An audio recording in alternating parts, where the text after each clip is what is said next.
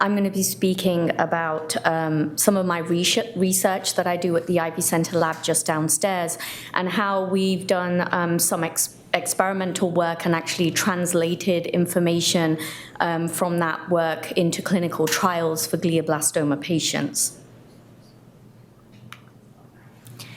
So I think most people in the room already have this information.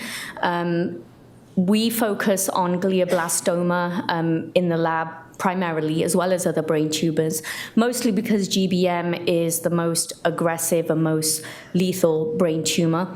Median survival is just under 15 months after diagnosis, and sadly, those numbers haven't changed much over the years. And as Dr. Driscoll spoke before, the standard of care is surgery, chemo, and radiation. The standard of care drug that's used is temozolomide, TMZ, and again, sadly, as Dr. Driscoll mentioned, because of the MGMT protein, close to about 2/3 of the patient population are actually resistant to that standard of care drug. Patients typically recur within 6 to 9 months after their initial surgery. And at that point, there's very limited treatment options available. It's usually Avastin is provided or bevacizumab to target basically the tumor environment. And really that is targeting the development of new blood vessels and really just trying to slow down the tumor growth. With both standard of care and Avastin, only transient benefits are observed. And so that kind of highlights the purpose of why we need the research, and obviously the fact that there's an urgent need for new treatment options. So cancer has often been described as a disease of the genome, and what that really means is an altered expression of genes or mutations in cells that control critical processes in the body.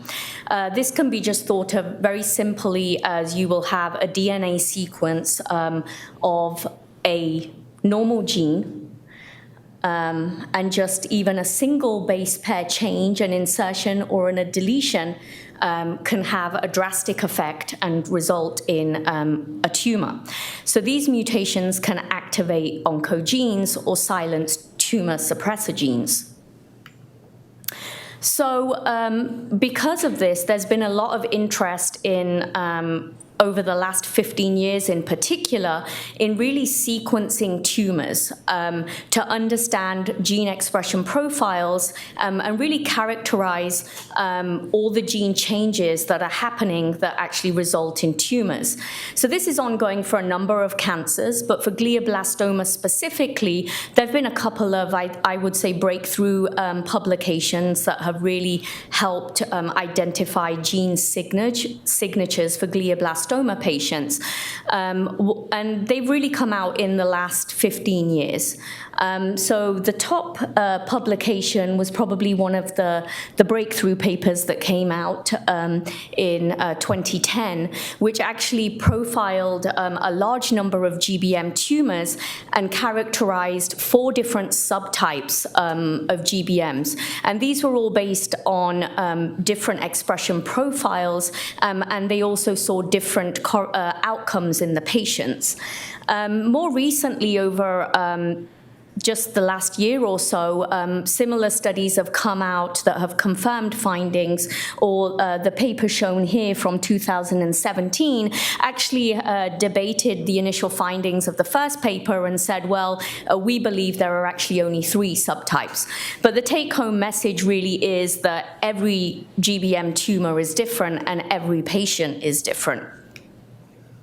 So moving on to cancer stem cells. So a lot of research in the labs have shown that all cancer cells are not the same. Tumors are made up of a lot of different cell types. And one of the now well-accepted theories, known as the stem cell theory, is that there's a small subpopulation of tumor-initiating cells, also referred to as cancer stem cells, that are actually thought to be the drivers of disease progression, and also the cell population that's responsible for recurrence following primary therapy. So CSCs have been identified in a number of tumors to date, not just brain tumors. And the brain tumors really first breakthrough identification of stem cells in GBMs was in the year 2003, so not too long ago. The idea, of course, that cancer stem cells can drive disease progression has great implications for therapy. And so what does this mean for scientists like me at the bench level is it means that obviously if we can understand the biology of these cancer stem cells or understand what we can do to target these stem cells, then we have a better chance at designing more effective therapies for patients. So if we look at cancer stem cells and how that affects cancer therapy today, you have a GBM tumor, which is made up of a lot of cell types. The standard of therapy takes place where you have surgery, chemo, and radiation. And then after initial therapy, the tumor is reduced somewhat, but you will see that there are some surviving cells, and they are thought to be the cancer stem cells. So then what happens over time is those cancer stem cells go on and regenerate the tumor, and the patient has recurrence. So what's the challenge here is really finding a drug or a drug combination that's going to be of greatest benefit to the patient. Anything that we can do to actually target those stem cells to stop the tumors coming back. And as I mentioned previously, because the tumors are so different, it's very unlikely that there's going to be a single drug that's basically going to treat and cure all glioblastomas. So one thing that we've been focusing on in the Ivy Center lab is we received funding from the Ben and Catherine Ivy Foundation to basically perform high-throughput drug screening on patient-derived stem cell lines. And what that really involves is isolating stem cells from individual patients, performing assays to look at the drug sensitivity of those stem-like cells. If needed, testing some of these drugs in mice models, and then translating those findings to a clinical trial. So the grant itself was actually a high-throughput screening project that focused on looking at 50,000 small molecules. So I screened several different libraries, some of which had FDA-approved drugs, some unknown small molecules of, that nobody had any prior information about or mechanism of action. So what are we doing in the lab to generate these stem cells? The tumors are resected in the ORs. We get a phone call in the lab. We go down, we collect part of the tissue that's available for research. We bring it upstairs to the lab, and we basically digest that tissue using specific enzymes to release the single cell suspension. We then filter those single cells, remove the debris, and we place those cells in a specific media, serum-free and with a couple of specific growth factors, which allow stem cells to grow in dishes and preserve the stem-like phenotype. Because one limitation we do have with culture is the longer these cells are in culture, they sometimes start to lose their stem-like properties. So the gold standard for culturing these cells is using a serum-free media and a couple of important growth factors. These cells can be grown one of two ways. There's often been controversy in the literature as to the best way to grow these. They can either be grown as 2D cultures on laminin, or as basically 3D spheres that float in suspension. And usually the turnaround time for this is it takes only a couple of hours to process the tissue once it's been received in the lab. And thereafter, we've seen a huge variation in the growth rate of these cell cultures, and some will grow as fast as within a week. We will have multiple flasks. Other tumors tend to have slower growing cells, and it can take up to 4 to 5 weeks for us to get enough cells to work with. So when we first established these cells in the lab, and I should say it just started off as a like most scientific discoveries, a single experiment one afternoon because there was excess tissue lying around. So I'd read the first GBM stem cell paper that came out in 2003, and at the time when I joined the group, we didn't have any tumor cell lines. Nobody was processing the tissue this way. So I thought, well, this is only going to go in the get disposed of. Let's try and see if we can grow some cells out of this. So I followed the published protocol, grew some cells, and then I thought, okay, now let's just see if these actually are stem cells. So what we did was a couple of gold standard assays to confirm that these cells that we had in the dish actually had stem cell-like features. So one of them is a self-renewal assay. The idea behind it is if you dissociate cancer stem cells into single cells and you deposit these into wells of a multi-well plate, and you go down to a single cell per well, that cell will actually generate more and more cells and continue to grow. And so you'll see that there in the top, once we seeded these as single cells, over time, they continue to grow and create more neurospheres. We then did some immunocytochemistry, basically using stem cell or neural progenitor cell markers to confirm that we had a positive signal that was consistent with what others had reported to be stem-like. We then also did a differentiation assay, which is when you remove the serum-free conditions and remove the growth factors that I spoke about, and then just let the cells continue to grow in the presence of serum and see if that actually goes on, and then they differentiate into non-stem-like cells. And we did successfully see that on the addition of serum, the stem cell-like properties were lost. And then I would say the real gold standard is a simple, take the cells, inject them in mice. Do you get tumor initiation? Do you get a tumor formation in mice? And so we tested that on a number of our cell lines, and we did get tumor formation. So I should say that simple experiment one afternoon in 2008 has now led to over 300 of these stem-like cells that have been established and are cryopreserved downstairs in the lab. And we've shared these stem cell lines with at least 15 institutes nationwide to help further GBM research. And then one thing we also do in the lab, which is important for some of the clinical trials I'll be talking about next, is we also cryopreserve the piece of the tumor as soon as it's resected. So we always have the uncultured tumor frozen down in liquid nitrogen, and you'll see a summary there of the huge number of samples that we have. And again, we share these with a number of collaborators. So what's involved with the high throughput screening assays that I do? I isolate these cancer stem cells from the individual tumors. They're seeded using robots into a 384 well plate. A different drug is added to each one of those wells at different concentrations. The drugs are allowed to incubate with the cells for a number of days, after which we lyse the cells by adding a reagent and basically then quantify how many cells are still alive after being exposed to the drug.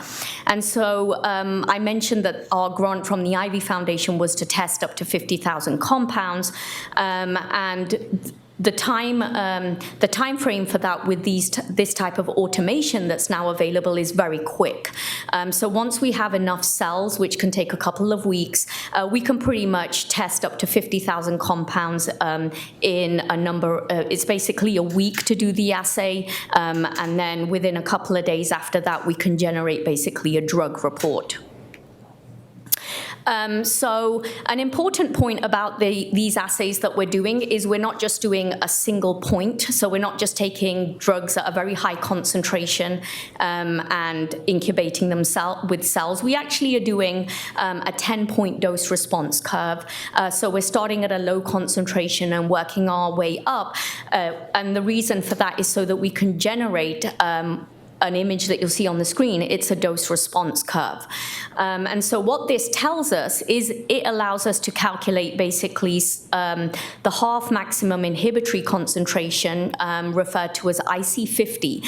And that's basically a measure. It tells us of how potent the drug is, how much of the drug do you need to kill 50% of the cells in vitro.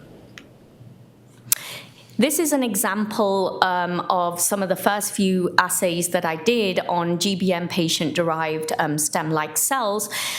You'll see the black line data points are actually normal neural stem cells. So what's great is this particular drug had no effect on normal cells, which is great. And then the other 5 data points that you'll see, they're all 5 different stem-like cells derived from different GBM patients.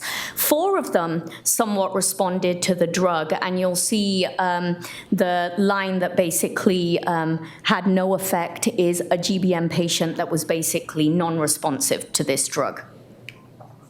So we published our initial findings, and one of the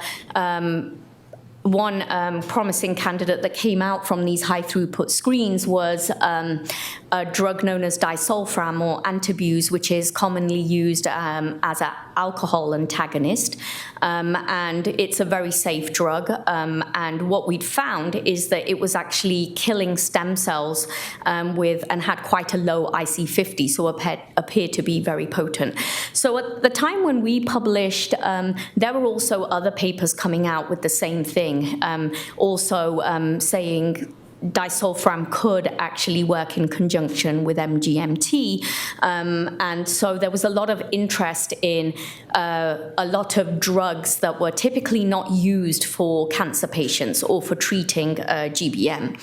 And so this wasn't also just in GBM. There was a lot of screening going on at that time, identifying disulfiram and other drugs for a bunch of other cancers such as breast and colon. So if we take a look at what's out there today for disulfiram, we've got close to about 8 studies currently ongoing, the majority of which are looking at GBM and whether disulfiram has the potential to inhibit growth.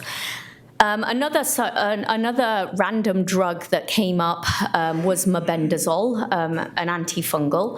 The data here you'll see is actually from our high-throughput screens. At the same time when we published this, another lab had accidentally found that they were able to inhibit tumor growth in mice. These mice actually had a pinworm infection, so they just treated the mice with mebendazole and put it in their food. And then they were like, how come none of these mice got tumors? And so that prompted them to go away and actually test mebendazole, and they actually found that it slowed down tumor development in mice. So again, that's led to at least 3 clinical studies ongoing right now that are looking at the role of mebendazole. So over the years, because it's become very apparent that all tumors are different, there's now an increasing number of clinical trials that are actually using many drugs, some of which wouldn't typically be used for cancer, such as metformin, and basically combining multiple drugs and treating patient populations with combined therapy. So one thing still about some of these trials is that, again, they're giving a cocktail to the general patient population. So once our work had been published, there was a lot of interest by patients coming to the Ivy Center that wanted to take drugs like disulfiram off-label because, again, they're relatively safe and there was literature supporting that they may have some benefit. So we then decided to basically launch a trial to mirror what we were doing in the lab, and essentially do a personalized chemotherapy for GBM patients. So we developed a phase 0/1 clinical trial that we're currently enrolling patients on. And the objective for this was really just feasibility and safety. It was a very novel concept for the FDA, so we were looking at, can we actually get these cancer stem cells, perform the high throughput assays, come up with a treatment plan, and actually treat patients with these. And I guess what makes it unique compared to other trials is that each patient was going to get their own personalized cocktail of up to 3 drug candidates. So what's involved with the trial is in phase 0, tissue is collected once the patient undergoes surgery. We then culture the stem cells, grow these up to the number that we need. We then perform the high throughput screens. The HTS data is then analyzed to determine IC50 of individual drugs. We then have a very thorough safety review by pharmacists who do a drug-drug interaction review because, of course, we are giving 3 drugs in combination. The drug candidates are then approved by an independent data safety monitoring board, after which we're able to actually start treating the patients when they show signs of disease progression. So this was actually is a very small trial, just 10 patients, to get safety data, with our overall goal being once we complete this study, we'd like to basically do a larger study with a larger number of patients and treat them immediately after standard of care. So the 3 drugs that are used come from a panel of 76 FDA-approved drugs, and this is based on our work and work of others. We came up with a panel of FDA-approved compounds to use in the trial. And it's made up, there's many different drug types in that particular panel. 50% of it is anti-neoplastics, but then of course there are some very random things like disulfiram, metformin, and antivirals and antidepressants. These are actually some of the data that we've collected as part of the clinical trial. You'll see in the top graph there, 4 GBM patients had varied responses to a particular drug. And then in the lower graph, you'll see the type of dramatic response that we see for some of the patients, where 3 of them were not very responsive at all to this particular drug, but one of them was extremely sensitive. So what I can tell you is that we have treated 5 patients out of the 10. And what we've seen with these 5 patients is it's been reassuring in the sense that there's been no adverse events or serious adverse events.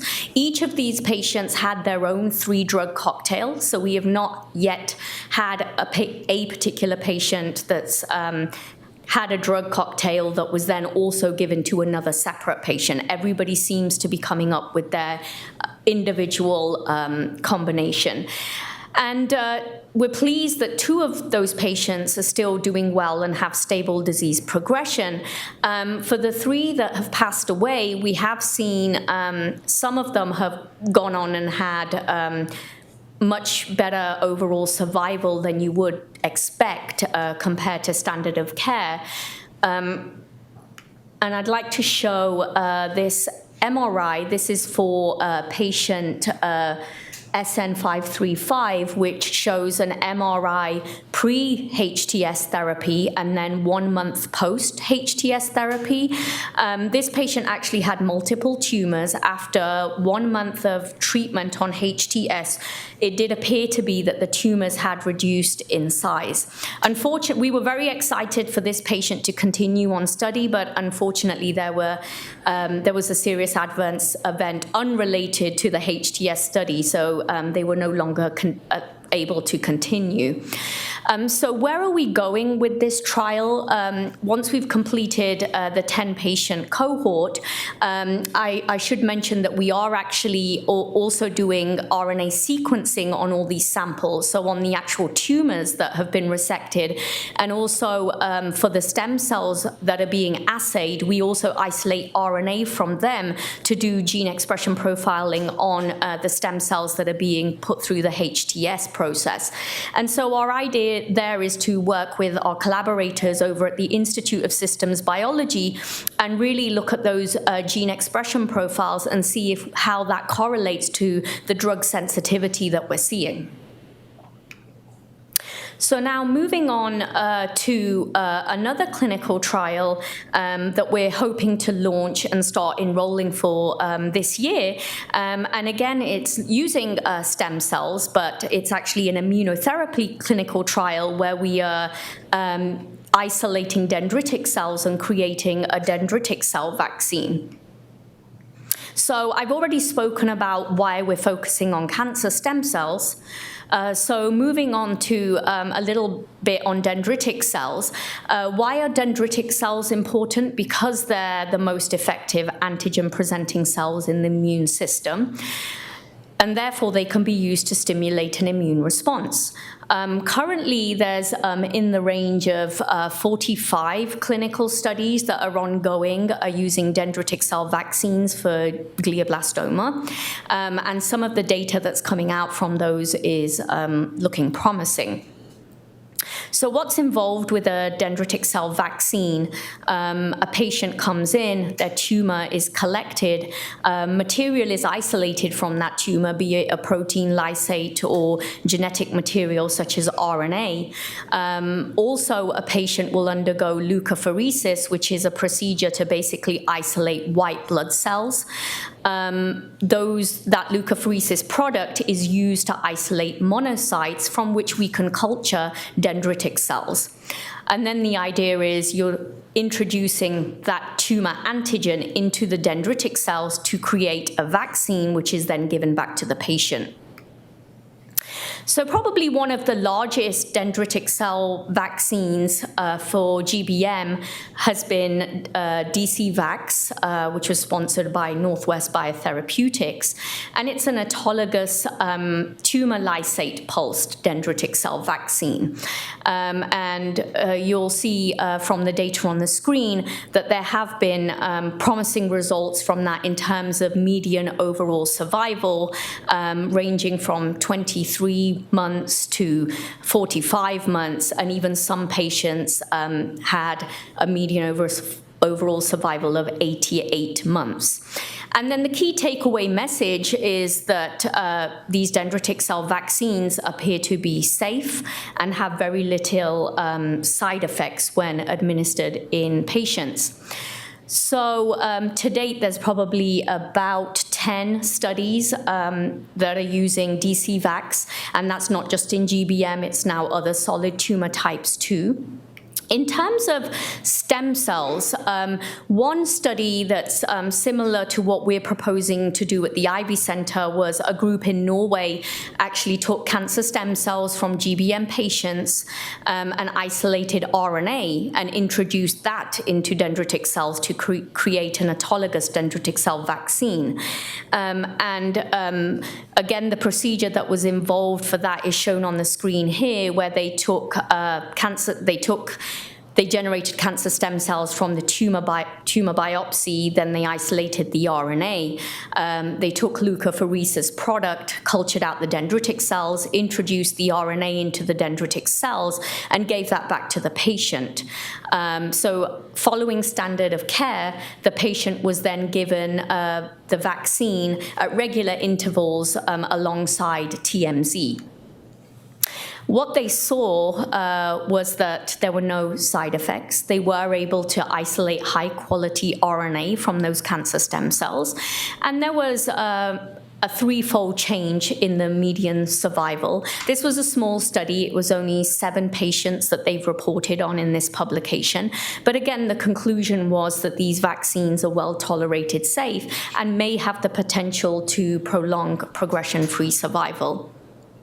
So the clinical trial that we're currently working to launch at the Ivy Center has 2 arms. We're hoping to do 20 patients and have 2 arms with 10 patients in each arm. And what we're doing in each of those arms is we'll create the personalized vaccine for each of these patients. The first arm will get their own personalized dendritic cell vaccine. The second arm will also get their own personalized dendritic cell vaccine, but we'll do it in conjunction with a PD-1 inhibitor. So PD-1, what's that? That's a checkpoint protein found on immune cells such as known as T cells. And a simple way of looking at it is that PD-1 kind of acts like an on-off switch for T cells and really controls immune responses. So when a ligand binds to PD-1, it actually turns the T cell off, deactivates it. So what's unfortunate about that is tumor cells have a high expression of PD-L1, which is a ligand to PD-1. So when tumor cells come along, PD-L1 binds to PD-1, it turns the immune response off. And that's how tumors can evade a host immune response. So thankfully, over the last few years, there's been a couple of PD-1 inhibitor drugs and PD-L1 drugs that have become available, and the mechanism of action being there that if you can use those drugs to block this interaction, the T cell will stay on, and maybe that will elicit an immune response. So our overall flow of this clinical trial will be patients will have their surgery, we will isolate their stem cells, from which we will isolate their RNA.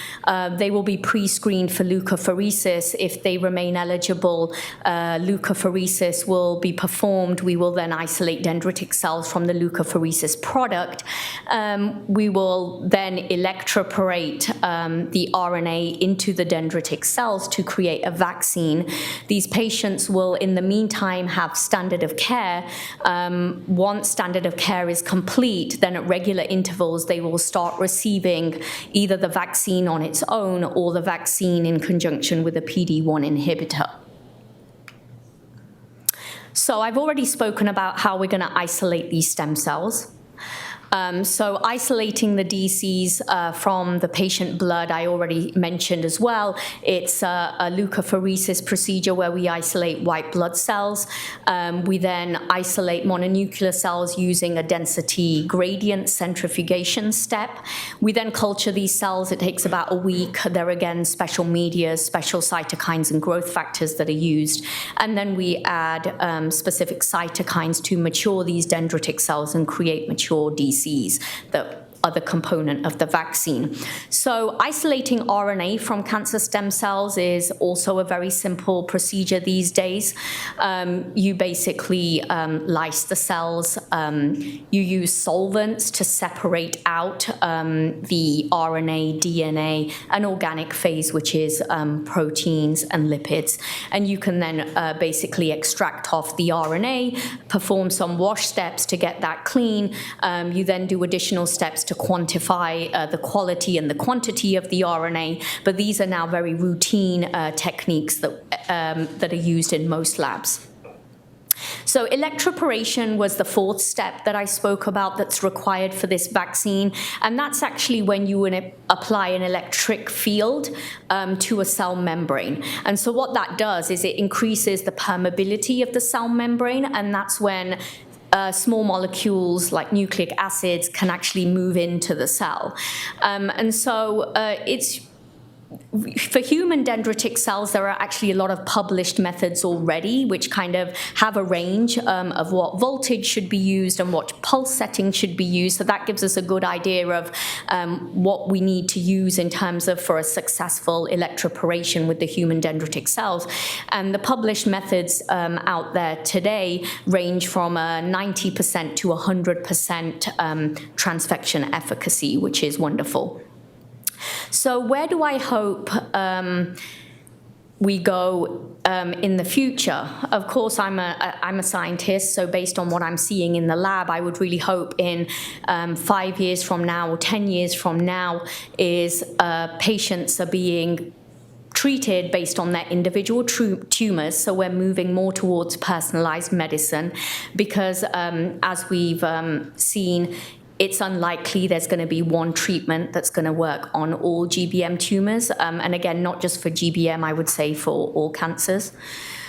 And then so I gave two examples of how we've done projects at the bench level in the Ivy Center and basically translated them to the bedside.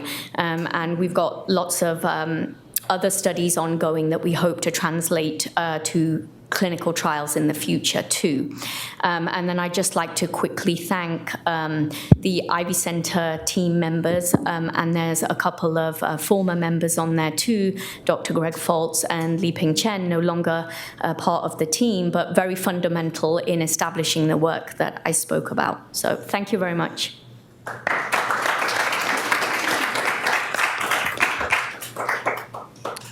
Parvi, thank you so much. And just, again, to stimulate discussion, I'm going to ask a potentially controversial question. Okay. And so in this case, I would say, I would highlight earlier in the week in the news, there was a report that the Israelis or an Israeli group claimed that within the year, yeah, can you hear me now?